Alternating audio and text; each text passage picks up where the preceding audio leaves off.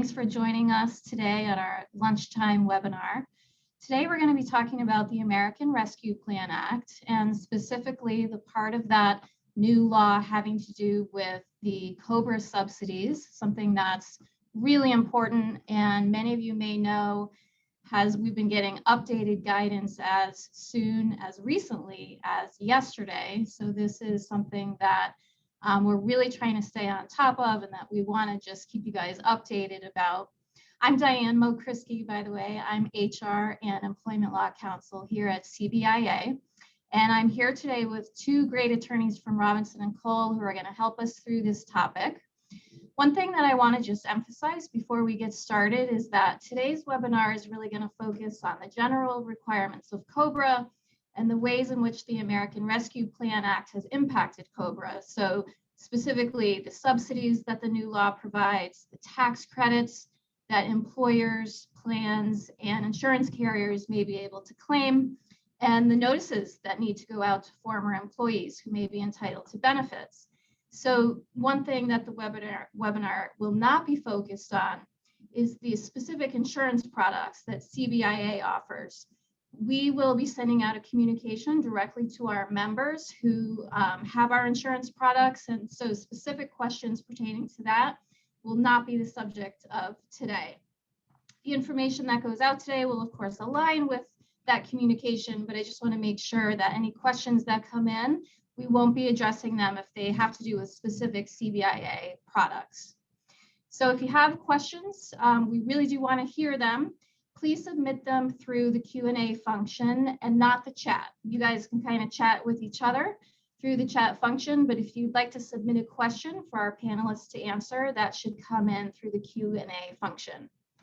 So with that said, I'll introduce the attorneys who are going to be the panelists today. They're both from Robinson and Cole. We've got Virginia McGarity, who's a partner at the firm, and she focuses her practice on the representation of employers and fiduciaries with respect to retirement and welfare benefits, executive compensation, and benefits issues in corporate transactions. Her clients are local and national in scope, and they vary in size across key industry sectors like healthcare, manufacturing, and consumer products. And so with her is Alicia Sullivan. She's an associate at Robinson and Cole, and she advises clients on a wide range of issues arising from the creation and administration of a variety of employment benefit plans, including all aspects of plan design and administration. Now, Ms. Sullivan's prior experience as an in-house ERISA specialist at one of the nation's largest life insurance providers informs the practical solutions that she provides to meet the business objectives of her clients. So I'm thrilled to have these two speakers today. They're experts in this field, and they're really going to help us out on this. And so with that said, Virginia and Alicia, take it away. Thank you, Diane, for the introduction. Thanks to the CBIA for asking us to be here today. And thank you to everyone who is joining us for this presentation. I think Diane gave you a perfect background of myself and Alicia and our practice area. For those of you who don't know our firm, Robinson and Cole, we are a law firm with offices throughout the Northeast, Mid-Atlantic, Florida, and California, serving regional, national, and international clients. And with more than 220 attorneys, we're ranked among the 200 largest law firms in the US. That being said, both Alicia and myself are based out of our Hartford office, and we are also the oldest law firm in Connecticut. We do a lot of work with the CBIA and with the CBIA clients individually. So we are very happy to be here today. So before we jump into the presentation, I'll give you the typical disclaimer language for us lawyers. So today's presentation is truly just for informational purposes only. There is no attorney-client relationship created by your joining the presentation. And if you need specific legal advice or other assistance, we encourage you please to contact us directly. We are going to reserve time at the end of the presentation for some questions that will be coming in through the chat feature. So please send your questions in there. Diane will be monitoring those. And if we are not able to get to any of your questions today, please feel free to reach out to Alicia and myself individually. We are going to have our contact information up at the end of the presentation, but also reach out to Diane and the CBIA because they have a lot of great resources for you. And with that, we will start the presentation, giving you a brief overview of COBRA, both federal and mini COBRA in Connecticut. Thanks, Virginia. Yeah, just for purposes of today's discussion, we thought it would be helpful to just start off with a real quick overview of the federal COBRA requirements, and then we'll also touch on the Connecticut mini state COBRA requirements as well. So as you're probably familiar, COBRA is the law that amended ERISA, the Internal Revenue Code, and the Public Health Service Act that requires group health plans with 20 or more employees to provide temporary continuation of group health coverage. Coverage is required to be provided to covered employees, their spouses, and any dependents following a qualifying event that results in a loss of coverage. So that's typically the death of the employee, termination of employment, a reduction of hours, divorce or separation, etc. So when the loss of coverage is due to a termination of employment or a reduction in hours, under the federal COBRA rules, the coverage period is generally 18 months long, but in some cases can be extended. And as we all know, COBRA coverage can be expensive for the individuals that are receiving it. So employers generally may charge 102% of the cost of COBRA coverage. So that's the 100% of the cost plus an additional 2% administrative fee. So for this reason, the subsidy that we're going to talk about today could be very beneficial to those who have found themselves without coverage. So COBRA's notice requirements are pretty procedural in nature. They, have specific deadlines by which they have to be provided. The DOL issues sample notices to be used. And the first notice, usually referred to as the general notice, has to be provided to all covered employees and their spouses within 90 days of starting coverage. And that's usually done through just including it in the summary plan description, since you're often sending that to new participants anyway. Also, where the employer is also the plan administrator, the next notice that you typically have to send out is the election notice that follows the qualifying event. So that's the notice that gets sent out to covered employees, any spouses or dependents that they're covering, and that is normally sent or has to be sent within 44 days following the qualifying event. So that consists of the 30-day period where if the employer were not the plan administrator, they would have to notify the plan, plus an additional 14 days to notify those qualified beneficiaries. Following the receipt of that notice, individuals then have 60 days to elect their coverage, and it would be retroactive back to the date the coverage was lost. And then as for premium payments, the initial payment is due within 45 days, and then subsequent payments are due within 30 days. And I just wanted to touch on those notice requirements and the premium due dates, because there is some provisions in the new act that Virginia will talk about later on that do make some changes and add to those notice requirements. So many states, including Connecticut, have enacted mini COBRA laws, which generally apply to smaller employers. So these are employers that have less than 20 employees. And in the case of Connecticut and many other states, the mini COBRA laws also extend the length of coverage in many cases. So in Connecticut, the mini COBRA law applies to all employers regardless of their size if they are sponsoring a fully insured health plan, but not a standalone dental or vision plan. So the Connecticut mini COBRA does not apply to a small employer that has a self-funded plan. Lastly, the COBRA period is much longer in Connecticut than it is under the federal COBRA rule. So we had said earlier, the federal COBRA rule generally provides 18 months of coverage. Connecticut mini COBRA is up to 30 months of coverage for the qualifying events that are listed on the slide. So it was a really quick kind of overview of the federal and Connecticut mini COBRA requirements. I'm going to turn it over to Virginia now, who's going to give us just a brief overview of the most recent federal COBRA subsidy program. So with ARPA, that's the American Rescue Plan Act of 2021, it was signed into law on March 11th by President Biden. And this is representative of yet another federal effort to address employment issues related to the COVID-19 pandemic. It covered, among other things, included a 100% COBRA premium subsidy and additional COBRA enrollment rights for certain employees and their families who have lost their group health coverage due to an involuntary termination of employment or a reduction of hours. This COBRA subsidy has a limited window to which it applies. It only applies to COBRA coverage that would be offered between April 1st, 2021 and September 30th.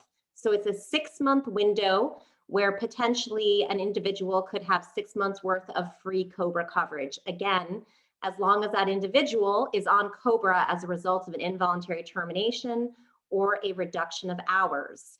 And the COBRA period is crossing over what we call the subsidy period. In other words, your 18 months of COBRA is going to overlap with the subsidy period.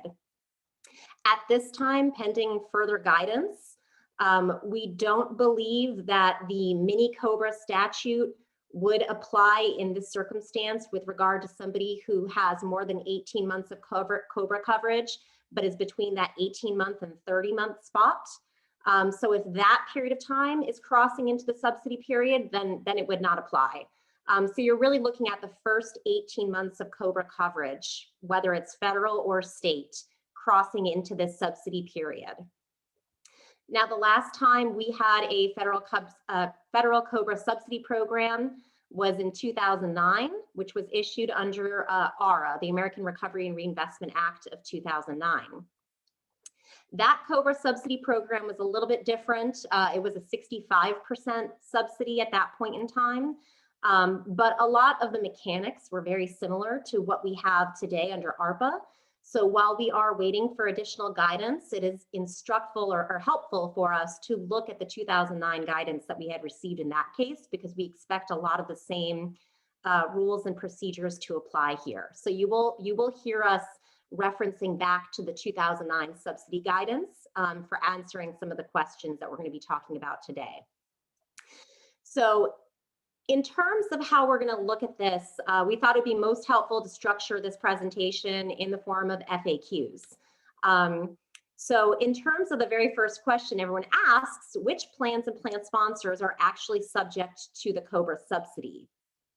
Well, the answer is if you have a health plan that's subject to COBRA, whether federal and or state, then the subsidy could apply to you and your health plan. So it's all group health plans subject to federal COBRA and or state mini COBRA rules. It doesn't matter if you are self-funded, fully insured, multi-employer plan, or a governmental entity that has a health plan. There are some exceptions. Specifically under ARPA, there is an exclusion for health FSAs. So even though a health FSA is eligible for a COBRA election right, the COBRA subsidy would not apply to health FSAs that are continued under COBRA. In addition, if you have a plan, if you're of a certain size employer and you have a specific type of plan where you're exempt from COBRA, so neither federal or state mini COBRA applies to you, then the COBRA subsidy would not apply as well. So where do we see this happening? If you are a small employer, so fewer than 20 employees, with a self-funded plan, you might be exempt from this. And we say that because small employers, fewer than 20 employees, are not subject to federal COBRA. And so we're looking at mini COBRA. And if you have a self-funded plan, you're not subject to mini COBRA because you don't have a policy issued out of the state of Connecticut. So this type of employer with this type of plan is not subject to COBRA, and the COBRA subsidy would not apply to you. Also, small employers, again, fewer than 20 employees, who have fully insured standalone dental and or vision plans. Your dental and or vision plans would not have the COBRA subsidy attached to it. Again, because you're a small employer, so you're exempt from federal COBRA, and under Connecticut's mini COBRA program, Connecticut mini COBRA does not apply to standalone dental and or vision. It only applies to dental and vision if it's integrated into your larger group health plan or medical plan. So in this circumstance, you as an employer with this type of plan would also be exempt from the subsidy requirements.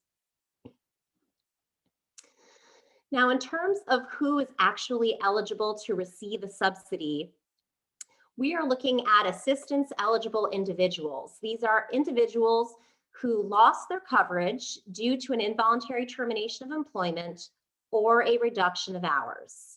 And those individuals are within their maximum COBRA period of 18 months. And that 18-month COBRA period is overlapping with the subsidy period, which again is April 1 to September 30th. So if you try to do the math and go backwards,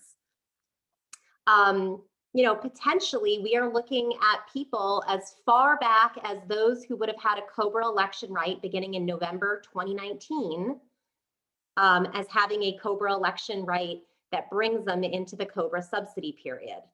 And that math is based off of a few things. It's based off of 18 months of COBRA coverage. So we're counting back to 18 months. And as we're going to talk about here, there is also the potential for the subsidy to end early in a couple of circumstances. And there is also a second enrollment opportunity for these individuals who are eligible for the subsidy. And we're going to talk about what that means exactly. So what's an involuntary termination? And this is a key question that we're regularly asked. So we are awaiting additional guidance. But as I referenced earlier, it's helpful to look at the IRS's previously issued guidance in 2009 for that subsidy in this regard. So back in 2009, the IRS broadly defined an involuntary termination for purposes of the 2009 COBRA subsidy to mean an employer-initiated termination where the employee was willing and able to continue performing services. Again, this is how it was defined for the 2009 subsidy, and we have no reason to believe that it'll be defined any differently this time around. So the IRS gave us some examples of what would be considered an involuntary termination versus a voluntary termination, again, back in 2009. So an involuntary termination might include a reduction in force, a furlough, termination for cause, a severance package or a buyout if the employer gave some kind of indication that if employees did not take the severance, that they might be subject to termination should they choose to stay in their employment. Same thing with a early retirement window. If an employer offers an early retirement window and employees take it, or don't, and the employer is also indicating that if you do not take the early retirement window, you may lose your position, we may be subsequently downsizing, then that's considered an involuntary termination, even though the person chose to participate in the early retirement window. So what are examples of voluntary termination? So this would be the employee resigning. So an employee up and quits their job, that's a voluntary termination. If the individual retires, death of the employee, the individual's absence from work due to illness or disability. So these are all considered voluntary terminations, but it's just important to remember that what you might consider a voluntary termination could easily be considered involuntary if there's some component of an employer action. So again, if the employer is saying, here's an early retirement window, but if you don't participate in it, there's a chance you might lose your job. That takes what would be considered a voluntary retirement into an involuntary termination for purposes of the subsidy. So very nuanced. We recommend if you have any questions about distinguishing between voluntary and involuntary, it is fact specific. So talk to counsel. But this is what we have so far. And again, we're expecting additional guidance on this particular issue. Yeah, Virginia, just one more point I'll mention, which is not going to come as a surprise, but the DOL did issue in its FAQs yesterday. They did say that an employee who's terminated due to gross misconduct is not eligible for the subsidy. So that's just something to also keep in mind when you're making this involuntary versus voluntary determination. Yeah, that's a great point. So generally under COBRA, you can deny somebody a COBRA election right if they were terminated for gross misconduct. So that same principle has carried on to the subsidy, whereas if you terminate somebody for gross misconduct, they're not eligible for COBRA, they're also not eligible for the subsidy. I will caution employers, however, the term gross misconduct is not actually defined under COBRA, and it's not defined by the IRS or Department of Labor. So gross misconduct has largely been interpreted based on case law, and the case law is scattered throughout the country and is predominantly favoring employees. So gross misconduct, things like excessive absenteeism, cases of moonlighting where it was prohibited based on your contract, those are not considered gross misconduct. I mean, gross misconduct needs to rise to the level of something like embezzling from the employer. But again, by and large, gross misconduct has been interpreted very narrowly. And, the problem here is if you get it wrong and you deny somebody COBRA and the COBRA subsidy under a gross misconduct standard, and you get that wrong, the penalties and fines are quite excessive. And then you also have the issue of having to cover, medical claims during a period of time during which the person didn't have COBRA coverage. So we generally advise employers to tread very, very carefully when it comes to denying somebody a COBRA right or a COBRA subsidy right in this case, based on a gross misconduct termination. So how long does the COBRA subsidy last? So as I said, the COBRA subsidy period is very limited. It's a 6-month window. It's April 1 to September 30th. However, that subsidy period can be even shorter in certain circumstances.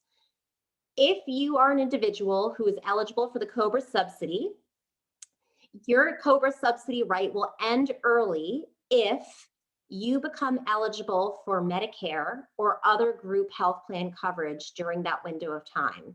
So if you become eligible for coverage by a new employer or through a spouse's employer plan, you no longer have a right to the subsidy. There is an obligation that the individuals affirmatively notify the employer or insurer in some cases about their access to other coverage so that the subsidy does stop. And there is a penalty should they fail to notify you of that. But again, the subsidy is not available to anybody who has access to other group health coverage through a new employer, through a spouse, or Medicare. Doesn't matter if you're actually enrolled in those coverage options. The subsidy period also ends early if you've hit your maximum COBRA period of 18 months. So you could be in month 16 of COBRA, and then the COBRA subsidy period starts on April 1. You would get April and May of the subsidy. You would get the 2 months that brings you to 18 months of COBRA coverage, and then it stops. So the COBRA subsidy does not extend the COBRA maximum period of 18 months. So again, it really does depend on where you are and your 18-month COBRA period clock for determining whether or not you're going to get to take advantage of the full 6-month window of free coverage under the subsidy period.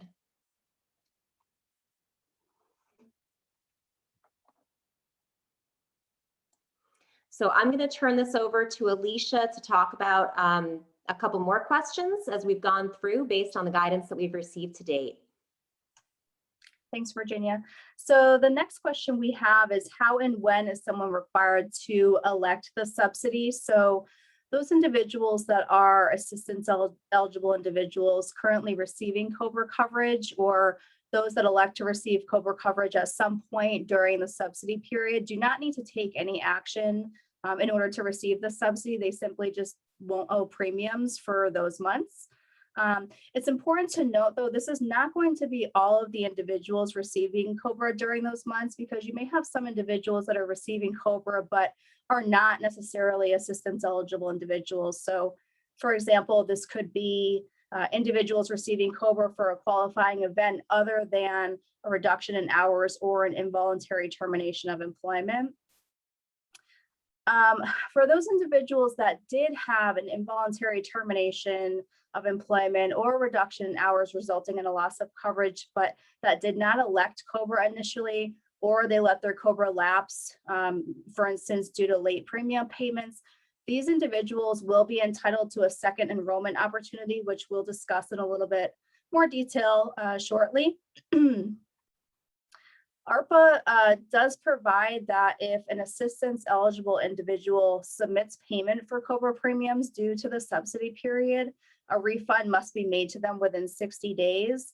And actually in the FAQs that were issued yesterday, the DOL also suggested that the individuals that make payments for coverage during the subsidy period may also be able to contact the plan administrator to discuss a credit against future payments. Presumably this would be in a case obviously where the individual's COBRA period is not ending during or shortly after the subsidy, and they will still have months of COBRA that they'll have to pay for following the subsidy coming to an end. So the next question is kind of what we just touched on a little bit. What is the second enrollment opportunity? So as I mentioned on the last slide, individuals that have an involuntary termination of employment or a reduction in hours resulting in a loss of coverage, but that did not elect COBRA initially or allowed their COBRA to lapse are entitled to a second bite at the apple. So a notice must be provided to these individuals, which we'll discuss in more detail when we talk about the notice requirements later on. And that notice does have to go out within 60 days following April 1st. So I believe that that deadline is May 31st. And then these individuals will have 60 days to elect COBRA coverage to be able to take advantage of the subsidy. So the DOL FAQs, again, the ones that were issued yesterday, they clarified that the individuals may elect to start their coverage prospectively or may elect to start it retroactively to the first period of coverage beginning on or after April 1st. So for individuals that had a qualifying event prior to April 1, they could elect to receive COBRA coverage retroactive to April 1 or prospectively. Furthermore, the FAQs also noted that the tolling period relief that I'm sure everybody on this call has already heard about, that delayed many COBRA deadlines does not apply to these deadlines, both the notice requirement or the 60-day election period. So that's something to keep in mind as well. The last thing I'll mention on this slide is that the second election period does not extend the COBRA election period. I think Virginia might have touched on this on her slides. Here's an example of how that plays out. So if you have any questions about that, talk to counsel. Because it can be a little bit confusing when it comes to the timeframes and people that may have had qualifying event prior to the subsidy period. So then the next question we're seeing a lot of is about the alternative coverage rights. So the question here is, are there alternative coverage rights under the COBRA subsidy?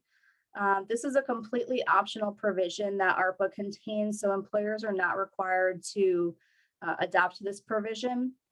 However, if they do, you have to make sure that you're meeting the requirements to be eligible to offer this. So that means that as an employer, you're offering that type of coverage to similarly situated active employees, and it cannot be limited to accepted benefits, a qualified small employer health reimbursement arrangement or QSARA, or a health FSA.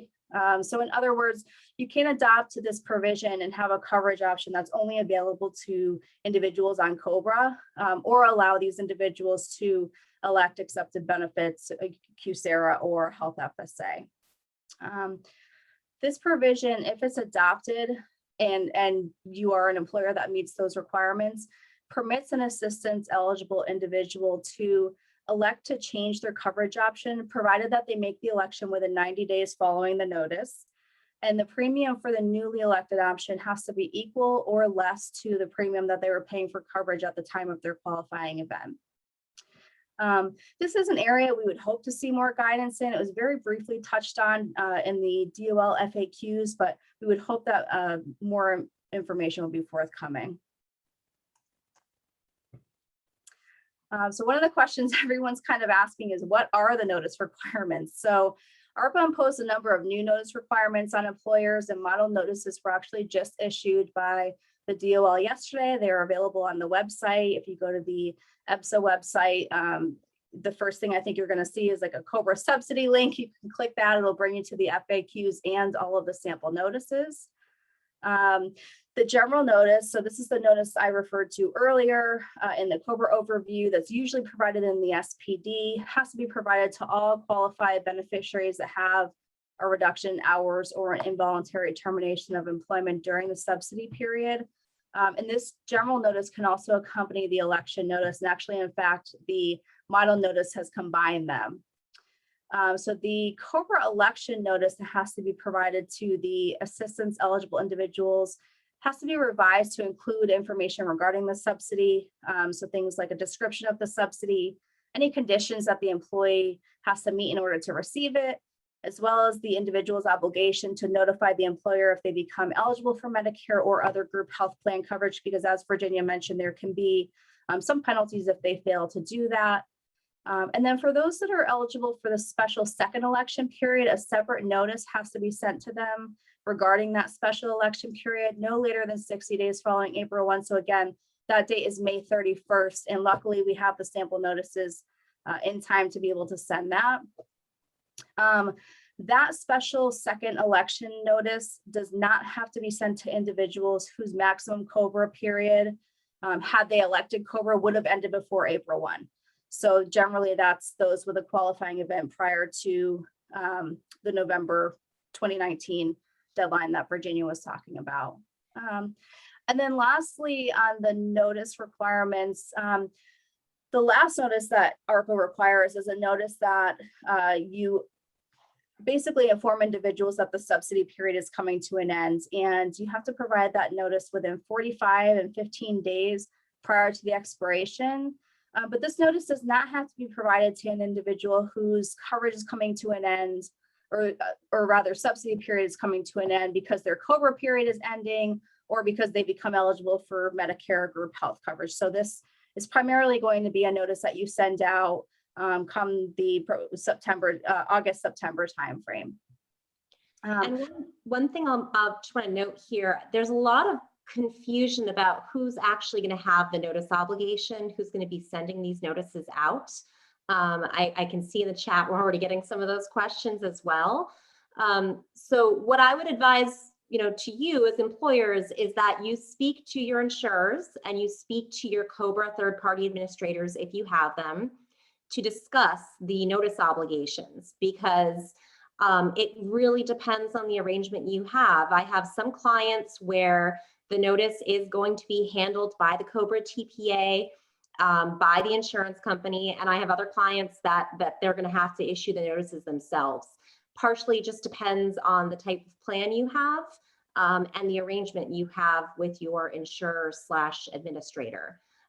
So definitely recommend getting on the call with your representative over at your administrator or insurer sooner rather than later to discuss who will be preparing the notices and who will be sending them out, or if this is something that you're going to be responsible for on your end.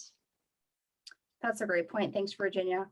Actually, now I'm going to turn it back over to Virginia to take us through the rest of common questions that we're seeing, as well as some more takeaways that you should be considering.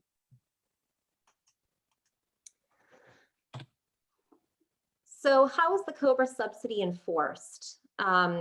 This is a question that some folks are just starting to think about. So, with regards to the notices that Alicia just went through, most likely they will have the same enforcement that applies to general COBRA notices. So general COBRA notices, if an employer delays or fails to send out general COBRA notices, whether it's the initial notice or the election notice, there's typically a per day penalty that attaches. Under the Department of Labor, it's $110 per day. Under IRS, it's $100 per day, and you can be eligible, you can get hit with both penalties. So it can be quite expensive fairly quickly on. So we anticipate that the same types of penalties would apply to a failure to provide this subsidy notice, or the notices that Alicia described. With respect to the COBRA subsidy itself, individuals will have the ability to sue to enforce their COBRA and ERISA rights. And obviously, individuals can complain to the Department of Labor if they feel that they've been denied their right to a COBRA election or a COBRA subsidy. And if that happens, it typically results in the Department of Labor issuing an inquiry or enforcing its audit rights. Now, again, this is mostly federal COBRA under these procedures, but the same could happen with state mini COBRA Department of Insurance could start asking questions if there are any complaints made by employees. So who can actually claim the tax credit? Under ARPA, it's the person to whom premiums are payable. That is the party that is eligible to claim the tax credit. And really, it does depend on the type of plan you have. So based on the 2009 COBRA subsidy guidance, it could either be the insurer, the employer, or the plan itself that's claiming the tax credit. So typically, if you have a fully insured plan subject to mini COBRA, it's the insurance company. If you have a self-funded plan or a large fully insured plan, so you have more than 20 employees, then it's typically the employer that gets the credit.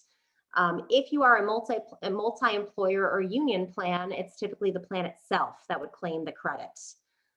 So it really just depends on who the premiums are payable to. It sort of follows along the same lines, and that entity can claim the credit. If you happen to be in a situation where you as an employer are having the insurer, for example, or a PEO or some other third party collecting premiums, and it's that entity that's going to then claim the tax credit, but you as the employer are actually paying the premiums, right? You're reimbursing that third party.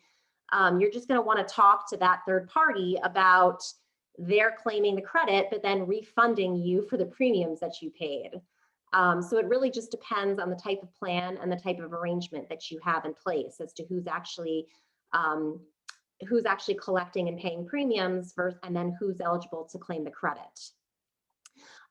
Typically, the credit, the way it works is it's a credit against taxes that are otherwise imposed under Medicare tax. So we're talking generally about the 1.45% tax that apply on an employee's wages.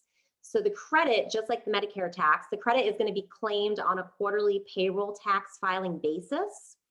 And if you run into a situation where the COBRA premium costs exceed your liability under the Medicare tax, then there is going to be a mechanism to request an additional refund from the IRS.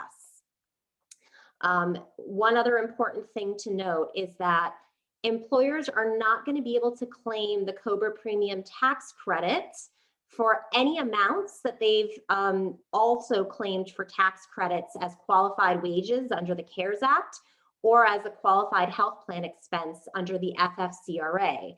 In other words, you can't double dip. If the same amount you're claiming, you're getting a tax credit for it, you're claiming it under FFCRA, then you can't get the tax credit under the COBRA subsidy because that would just be double dipping as the general concept.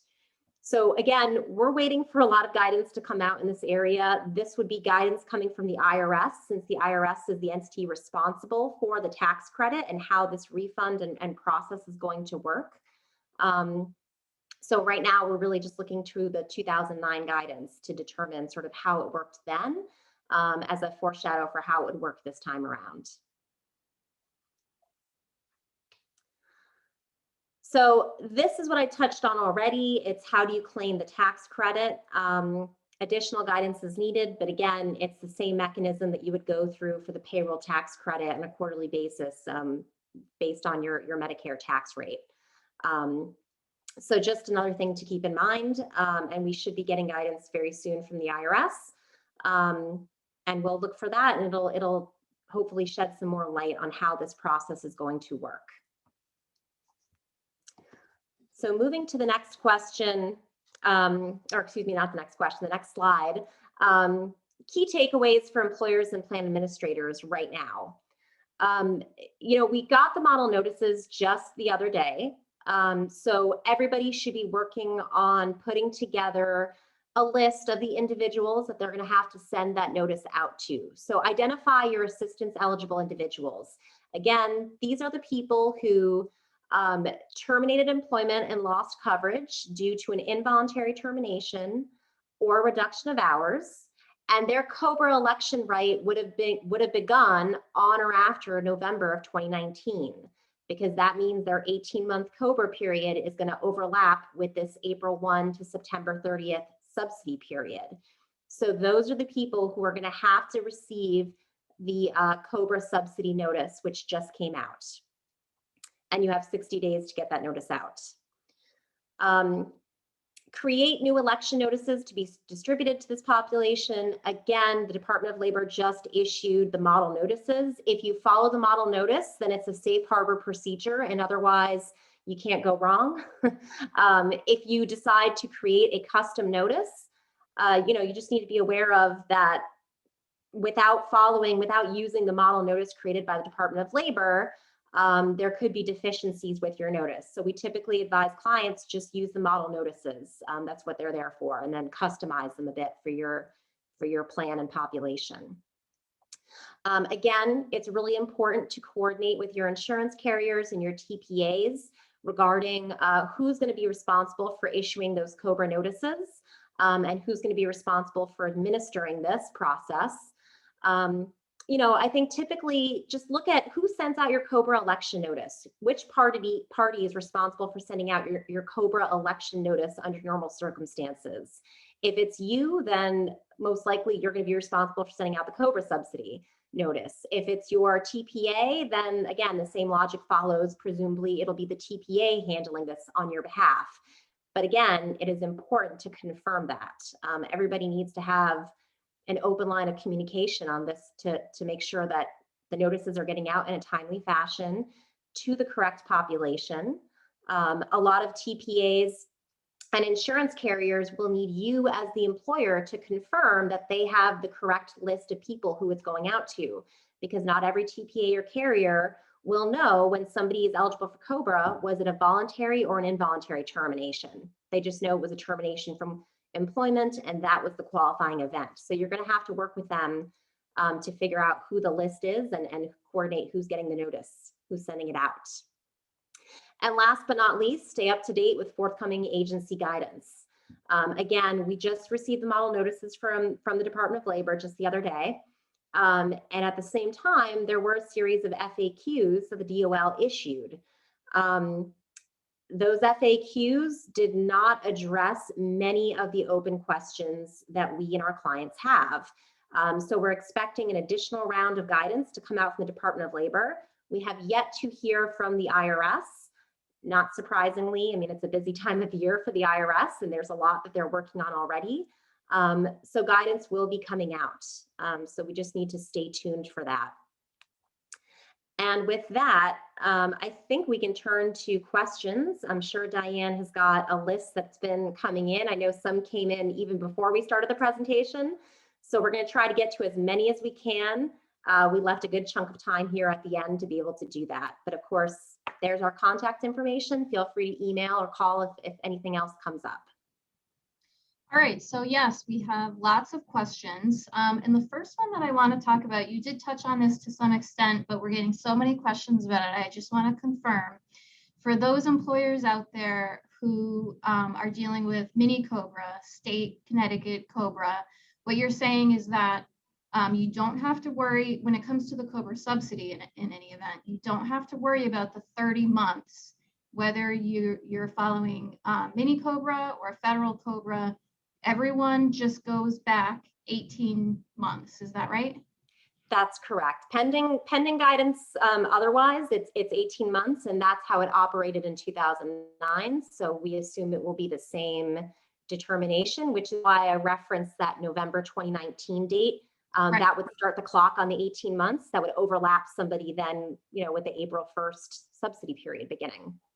All right. So would you agree then? So everyone, all the employers out there who maybe terminated employees in the past 18 months or so, or have people who left maybe involuntarily, if everyone kind of goes back in their records and uses November, if anyone left, any employee left their employment on November 1st, 2019 or later, that's the group of people that we're looking at, right? And so anyone who left in that time period, then you look and you see if they left involuntarily or voluntarily. So anyone whose COBRA coverage, right, would have started in November of 2019, because remember, somebody could have terminated in October of 2019, but their COBRA coverage, right, wouldn't have started till November. So November 2019 to current is what we're using. So anyone who had a COBRA election right, where the COBRA coverage would have started on or after November 2019. Okay. That's the window of time that we're looking at. And then within that group, you narrow it down further to the folks whose COBRA coverage right was triggered because of involuntary termination or reduction of hours. And that will give you your list of people that you need to get the notice out to, the COBRA subsidy notice. Okay, so when it comes to that issue about whether someone left voluntarily or involuntarily, we've got a couple of questions about that. One specific example was if an employee was out on a medical leave of absence and just, you know, according to the company policy that everyone knew about in advance, the leave of absence period comes to an end, and so their employment comes to an end.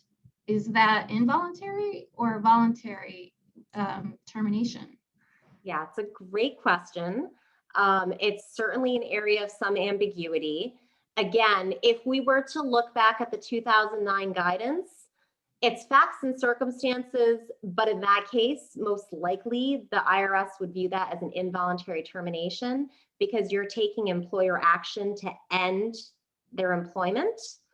You know, I think the interesting question really then becomes, well, what if the employee is communicated that they are completely disabled, they cannot come back to work?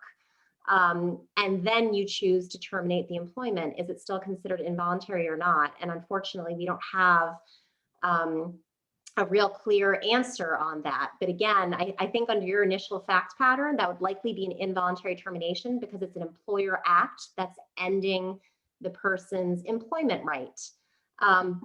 But again, it's a bit of a roll of the dice in this game.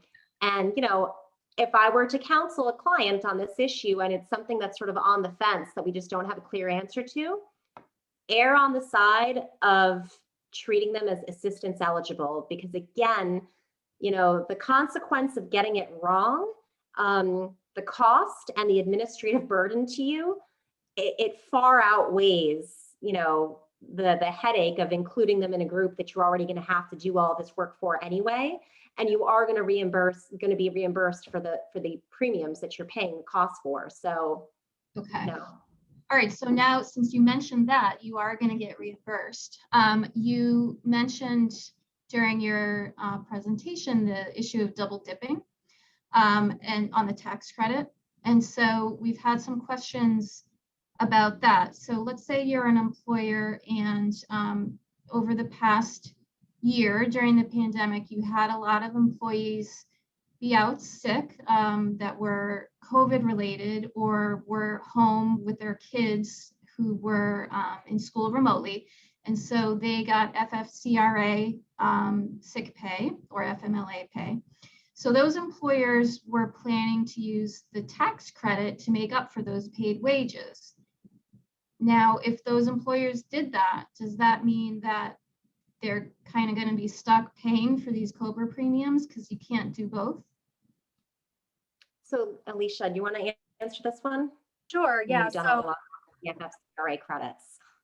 So if you recall, the FFCRA credit is available for what they call qualified wages, and that can include the actual salary payment, payments that you're making to the employee, as well as the cost to provide health insurance coverage. So if you're an employer who's only claiming the FFCRA tax credit for actual salary wages, and you're not including the costs of providing healthcare coverage to those individuals during the period of time that they were out, then you do not have a double dipping issue here, and you should be able to claim the COBRA subsidy. If you are claiming the FFCRA credit for the salary wages that you're paying in addition to the cost of providing health coverage, then you cannot also claim the COBRA subsidy tax credit. So you just have to look at how you're claiming the FFCRA credit and whether or not the cost of coverage is being included. And if you're not, then you should plan to claim the COBRA subsidy tax credit. But you also may want to talk to your tax advisors too to figure out which one's going to be more which one's going to benefit you more. Most likely it's going to be the COBRA subsidy, but can't say for sure.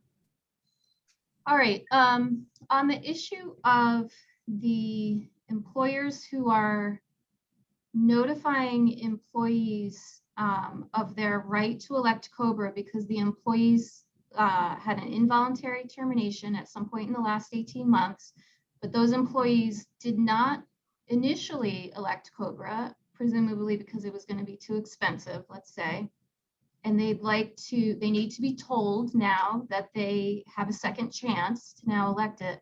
That issue, does that apply to both state and federal COBRA or just federal?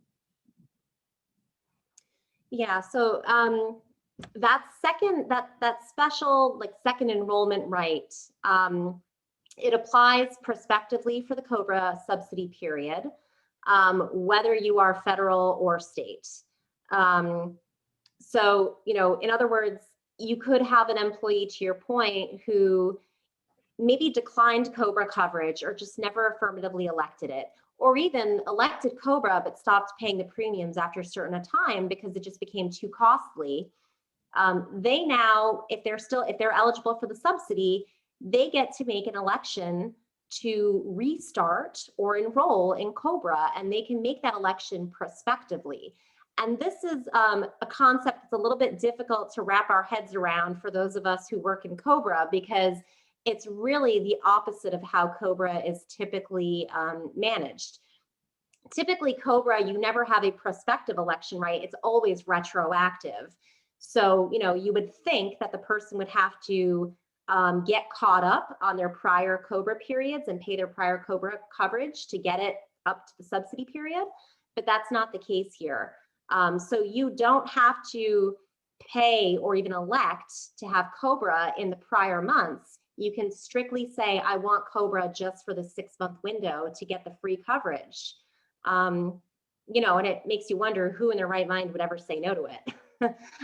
Because you get 6 months free of coverage, but you don't have to elect COBRA for the prior period or even pay those, you know, get current on your premiums owed for that prior coverage period.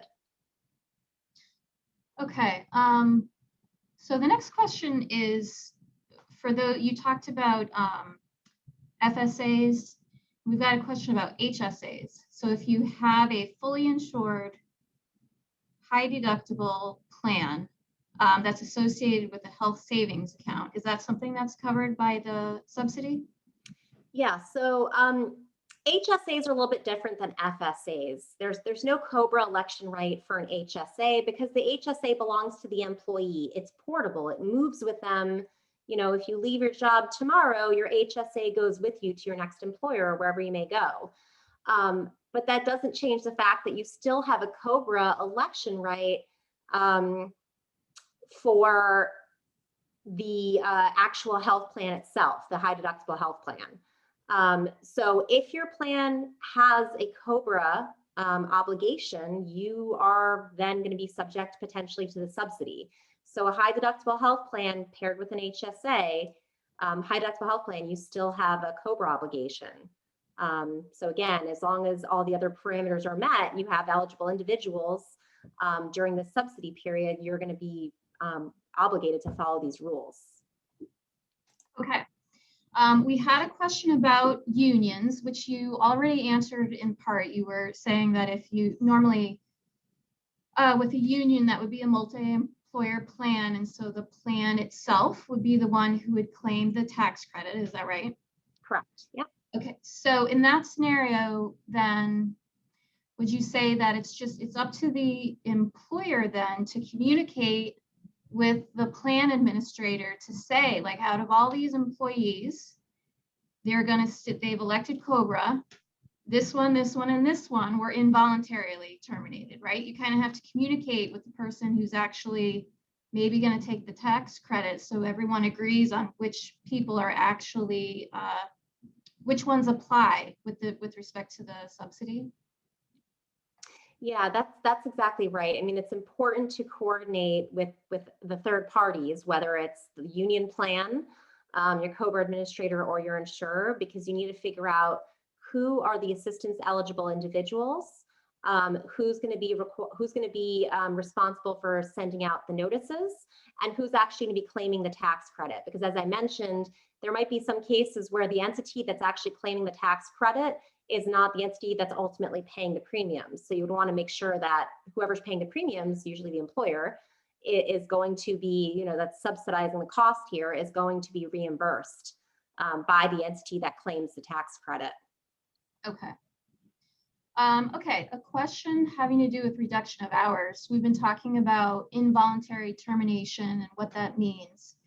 Does that also apply to a reduction of hours? So for example, if an employee voluntarily reduces their hours, is that enough to make them eligible, or do they have to have their hours involuntarily reduced? I'll take this one, Virginia. So the involuntary piece only applies to a termination, does not apply to a reduction in hours. And the DOL FAQs issued yesterday gave an exclusive list, but gave some examples in which a reduction of hours resulting in a loss of coverage might lead someone to be eligible for a COBRA subsidy.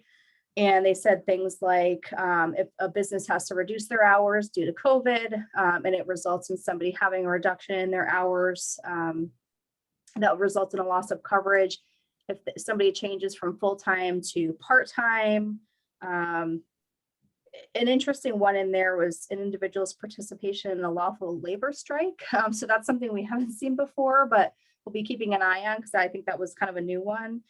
So it's any kind of reduction, voluntary or involuntary, that results in a loss of coverage, as long as the individual remains an employee at the time that the hours are reduced.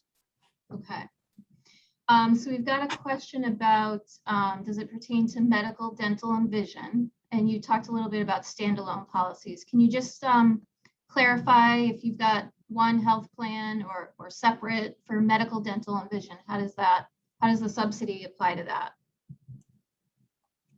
Sure. So standalone dental and vision plans, they are considered group health plans. So they typically are subject to federal COBRA if you happen to be a large employer, or if you have a self-funded plan. They are subject to federal COBRA. So, you know, you can have a standalone dental and vision plan that the subsidy does apply to, again, because you're a large employer and you're subject to federal COBRA. If, however, you are a small employer, so fewer than 20 employees, you do not have federal COBRA's application to your plan. You have mini COBRA. Well, Connecticut's mini COBRA statute does not apply to standalone dental or vision plans. So we have this sort of unique set of circumstances where you could be a small employer, fewer than 20 employees, with a standalone dental or standalone vision plan. You don't have a federal COBRA obligation, and you don't have Connecticut mini COBRA obligation. And so if COBRA doesn't apply to your plan, then arguably or logically speaking, the subsidy should not apply. So that is sort of that unique circumstance. Okay. We've got a question. If someone didn't elect coverage while they were employed, can they elect COBRA now? Yeah, so I think this is essentially the question that we answered earlier, which is, you know, going back to this ability to elect COBRA solely for the COBRA subsidy period. So if you have somebody who declined COBRA coverage before, or they elected it but failed to pay their premiums, so they were dropped, whatever the case may be, none of that matters for purposes of the COBRA subsidy and being able to elect COBRA solely for the COBRA subsidy period. So that person who affirmatively declined COBRA coverage prior to the subsidy period, as long as their 18 months is crossing over, you know, and they're an assistance eligible person, they can elect COBRA solely to get the subsidy for 6 months. Because again, that second enrollment right is a prospective election. Oh, and one point I should clarify from what I had said earlier, with respect to that second enrollment right, I think you'd asked, Diane, does that apply to plans that are subject solely to mini COBRA? So I'd answered yes, it does. But again, this is not entirely clear at this time. So I should have prefaced that with the assumption is it will apply. But you know, we still need guidance in this area. So a lot of these answers that we're giving right now are subject to additional guidance coming out. Understood. And so just to clarify on that question that you just answered, regarding the second election, the question is actually if the person, while they were actually employed, didn't elect to have health insurance, but then Oh, I see. can Yeah. they then elect COBRA even though they never had the insurance when they were actually employed? Understood. No, so I mean, that person doesn't have a COBRA right to begin with. So in order to have, remember we talked about at the beginning of the presentation, in order to be COBRA eligible, you have to have a qualifying event that triggers or results in a loss of coverage, right? So if I never had medical insurance at my job and I was terminated the very next day, I'm not owed a COBRA right because I wasn't covered under my plan at the time of my termination. So that person who declined health coverage and then gets involuntarily terminated, they have no COBRA right. And so they would be eligible for the COBRA subsidy because the subsidy only applies to individuals who have COBRA rights and to plans that are subject to COBRA. Right. Okay. Thank you. You got a very grateful thank you on that one. Okay, so we are at the end of the webinar. Let me just emphasize to everybody, you see on the screen now, you can contact Virginia and Alicia directly if you have further questions. And take a look at go to the Department of Labor website. I bet if you Google US Department of Labor COBRA guidance or something like that, I bet you'll get the most recent guidance and you'll see on there the forms that you can send out. And I think we did get a question. Someone was saying, what if I send out a boilerplate notice? And I think what Alicia and Virginia are saying is it's probably a better idea. It's just safer if you send out the notices that the Labor Department actually already drafted for you, the ones that they recommend. So if you go to the Labor Department website, you'll see those. They're called the model notices. Excuse me, I'm losing my voice. And so you can find those notices and you can use those to send out. Contact Virginia and Alicia if you have more questions. And you can also keep an eye on the CBIA website for updates. And I think that'll be it. Thank you so much, guys, for your wisdom and your participation. And I really appreciate it. Thank you. Happy to have been here.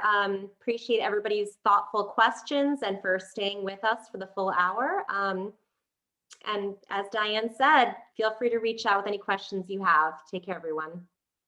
All right. Thanks very much, everybody. Enjoy the rest of your day. Bye.